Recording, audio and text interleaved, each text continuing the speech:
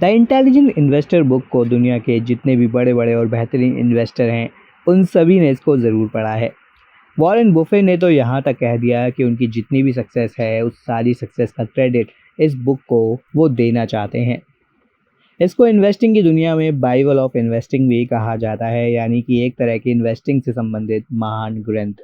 The intelligent investor इस book को Benjamin Graham ने लिखा है। इसको सबसे पहले 1949 में पब्लिश किया गया था। दोस्तों, ग्राहम एक अमेरिकन इकोनॉमिस्ट और प्रोफेशनल इन्वेस्टर थे। ग्राहम को ही सबसे पहले वैल्यू इन्वेस्टिंग करने वाला इंसान माना जाता है। वॉरेन बुफे जो कि फेमस इन्वेस्टर हैं, ग्राहम को उनके इन्वेस्टमेंट को समझाने का सारा श्रेय देते हैं। उनको अपनी ज़िंदगी में पिता के बाद दूसरा सबसे प्रभावशाली व्यक्ति भी बताते हैं। एक सक्सेसफुल इन्वेस्टिंग के लिए आपको किसी fancy degree, high IQ, luck की ज़रूरत नहीं है। आपको बस इन्वेस्टिंग की बेसिक नॉलेज, एक इन्वेस्टमेंट स्ट्रेटजी और अपने इमोशंस को कंट्रोल करना आना चाहिए। अगर आप ये चीज़ करते हो तो आप इजीली स्टॉक मार्केट में बहुत अच्छा प्रॉफिट अर्न कर सकते हैं। तो दोस्तों, आज हम आपको इसी बुक के 4 इंपॉर्टेंट लेसन्स बताने जा रहे हैं जो कि आपको इन्वेस्टिंग में बहुत ज़्यादा हेल्प कर सकते हैं। तो अगर आप भी एक इन्वेस्टर हैं या इन्वेस्टमेंट की जर्नी को शुरू करना चाहते हैं तो इस वीडियो को अंत तक ज़रूर देखें। दोस्तों, इस वीडियो में बताए गए 4 लेसन्स में पहला लेसन आता है कॉन्सेप्ट ऑफ मिस्टर मार्केट। दोस्तों, मिस्टर मार्केट एक काल्पनिक इंसान है जो कि मार्केट को चलाता है, ऐसा इस बुक में कहा गया है। पूरे मार्केट को मिस्टर मार्केट नाम का एक व्यक्ति चलाता है और वो बहुत ही मूडी है, क्योंकि किसी दिन वो बहुत ही अच्छा फील करता है और उसका मूड बहुत ही अच्छा होता है, और किसी दिन वो बहुत ही डिप्रेस्ड रहता है। और जिस दिन मिस्टर मार्केट अच्छा और पॉजिटिव फील कर रहा होता है उसी दिन आपको सारे शेयर के दाम बहुत ही महंगे मिलेंगे और आप कुछ भी खरीदने जाएंगे तो आपको उस दिन सब कुछ महंगा ही देखने को मिलेगा, क्योंकि उस दिन मिस्टर मार्केट बहुत ही पॉजिटिव फील कर रहा है। ठीक वैसे ही कुछ दिनों के बाद मिस्टर मार्केट बहुत ही नेगेटिव और डिप्रेस्ड रहते हैं, तो उस दिन आपको वो डिप्रेशन में देखने को मिलते हैं। इसलिए मिस्टर मार्केट सारे शेयरों को बहुत ही सस्ते दामों में बेचना शुरू कर देते हैं और वो कहते हैं कि जिसको जिस दाम में शेयर लेना है वो ले लो। बेंजामिन ग्राहम जी कहते हैं कि आपको इंतज़ार करना होगा कि किस दिन मिस्टर मार्केट का मूड खराब है और वो डिप्रेशन में है। जिस दिन मिस्टर मार्केट का मूड खराब होगा उस दिन आपको उनके खराब मूड का फ़ायदा उठा लेना है। दोस्तों, आपके लिए खुशी की बात है कि मिस्टर मार्केट का मूड खराब है, क्योंकि जिस दिन मिस्टर मार्केट का मूड खराब होता है, वो डिप्रेस्ड होते हैं, उस दिन आपको शेयर्स को खरीदना चाहिए। और जिस दिन उनका मूड बहुत ही अच्छा होता है उस दिन आपको उनके पास जो भी शेयर्स हैं उन्हें महंगे दामों में बेच देना चाहिए। इसके बाद आता है दोस्तों हमारा लेसन नंबर 2, जो कि है be are defensive investor. Benjamin Graham ने इन्वेस्टर्स के कुछ टाइप बताए जो इस तरह से हैं, जिसमें पहला टाइप है डिफेंसिव इन्वेस्टर। ये दोस्तों ऐसे इन्वेस्टर होते हैं जिन्हें लॉस से डर लगता है, जो टाइम नहीं देना चाहते, जो रिसर्च नहीं करना चाहते, इसके साथ ही जो ज़्यादा रिस्क नहीं लेना चाहते। ऐसे इन्वेस्टर को ही डिफेंसिव इन्वेस्टर कहा गया है। ये इन्वेस्टर्स ऑटो पायलट टाइप के नेचर के होते हैं। वो ऐसा पोर्टफोलियो बनाना चाहते हैं जिसमें वह ऐसे शेयर को रख दें जिसमें ज़्यादा सोचने की ज़रूरत ना पड़े, रेगुलर ट्रैक करने की ज़रूरत ना पड़े। ऐसी कंपनियों में निवेश करना चाहते हैं। ये इन्वेस्टर ज़्यादा इमोशनल होते हैं और फियर, ग्रीड जैसी ज़्यादा चीज़ों से डरते हैं। इन्हें एवरेज रिटर्न ही देखने को मिलते हैं। इसके बाद आते हैं दोस्तों दूसरे तरह के इन्वेस्टर, जो कि हैं एंटरप्राइजिंग इन्वेस्टर। दोस्तों, ये वो इन्वेस्टर होते हैं जो रिस्क लेना चाहते हैं, जो मेहनत करना चाहते हैं, जो रिसर्च के लिए टाइम दे पाते हैं। ऐसे इन्वेस्टर्स को खुद पर काफ़ी भरोसा होता है और उन्हें लगता है कि वो अच्छी रिसर्च कर रहे हैं। वे खुद पर कॉन्फिडेंट होते हैं। ग्राहम कहते हैं अगर लॉन्ग टर्म की बात करें तो ऐसे इन्वेस्टर्स ज़्यादा रिटर्न बनाते हैं।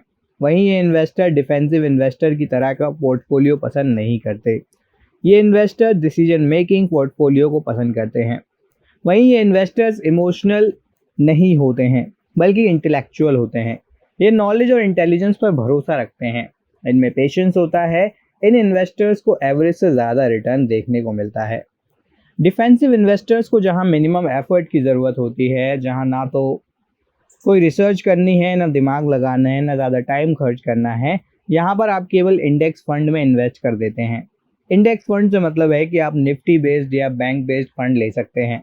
यहाँ पर आपको रिटर्न भी एवरेज के करीब ही मिलता है। तो ये डिफरेंस होता है दोस्तों इन दोनों ही तरह के इन्वेस्टर्स में। तीसरे स्टेप में बताया गया है how to choose a good stock, यानी कि अपने लिए एक अच्छा स्टॉक कैसे चूज करें।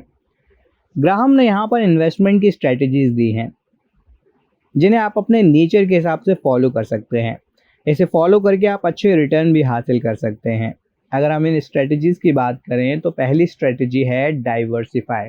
कभी भी अपने सारे पैसे किसी एक कंपनी में ही नहीं लगाएं। हमेशा अलग अलग इंडस्ट्री की टॉप कंपनीज में अपने पैसे लगाएं और लार्ज कंपनीज में अपने पैसे लगाइए।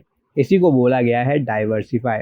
दूसरी स्ट्रेटजी में उन्होंने कहा है कंजर्वेटिवली फाइनेंस्ड, यानी कि उस कंपनी के पास करंट लायबिलिटीज के 2 गुने करंट एसेट होने चाहिए। उस कंपनी की लॉन्ग टर्म बोरोइंग उसकी नेट करंट एसेट से कम होनी चाहिए। यह भी स्ट्रेटजी आपको ज़रूर अपनानी है। तीसरी स्ट्रेटजी बताई गई है डिविडेंड। दोस्तों कुछ कंपनीज अपने प्रॉफिट का कुछ शेयर अपने इन्वेस्टर्स के बैंक अकाउंट में हर साल डाल देते हैं। इस प्रॉफिट को डिविडेंड कहा जाता है। तो हमेशा ऐसी ही कंपनीज को चूज करें जिसके शेयर सस्ते हों और जो अच्छे डिविडेंड्स पे करती हों, क्योंकि इससे आपकी पैसिव इनकम बढ़ती रहेगी। चौथी स्ट्रेटजी में बोला गया है नो अर्निंग डेफिसिट के बारे में, यानी कि वो कंपनी जो पिछले 10 साल से लगातार प्रॉफिटेबल हो उसमें आपको इन्वेस्ट करना चाहिए। ऐसा ना हो कि वो बीच में 1 साल या आधा साल लॉस में रही हो। वो कंपनी पिछले 10 साल से लगातार डिविडेंड पे कर रही हो, इस कंपनी को आपको ऐसे देखना चाहिए। इसके बाद दोस्तों अगली स्ट्रेटजी में बताया गया है चीप स्टॉक्स के बारे में।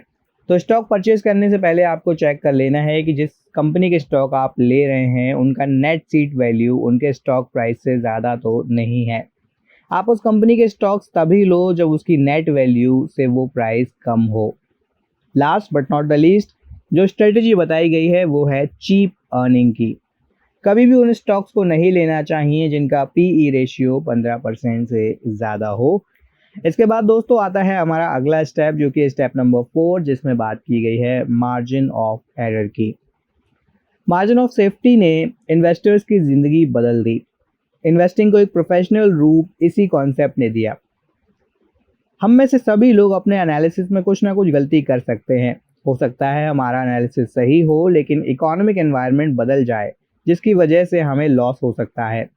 कई रीज़न हो सकते हैं जिसके कारण आप जो उम्मीद कर रहे थे वैसा ना हो। इसलिए ज़रूरी है कि आप पहले से ही सेफ्टी लेकर चलें। जैसे मान लेते हैं आप एक इंजीनियर हैं, आपको एक ब्रिज बनाने का काम दिया गया है जिसकी 10,000 पाउंड की कैपेसिटी हो। तो क्या आप 10,000 पाउंड वाली कैपेसिटी वाला ही पुल बनाएंगे? अगर आप अपने एग्जैक्टली 10,000 पाउंड का ही पुल बना दिया है, फिर अगर उस पर से 11,000 पाउंड का ट्रक निकाला जाए तो ब्रिज टूट जाएगा। फिर आपको प्रॉब्लम हो सकती है।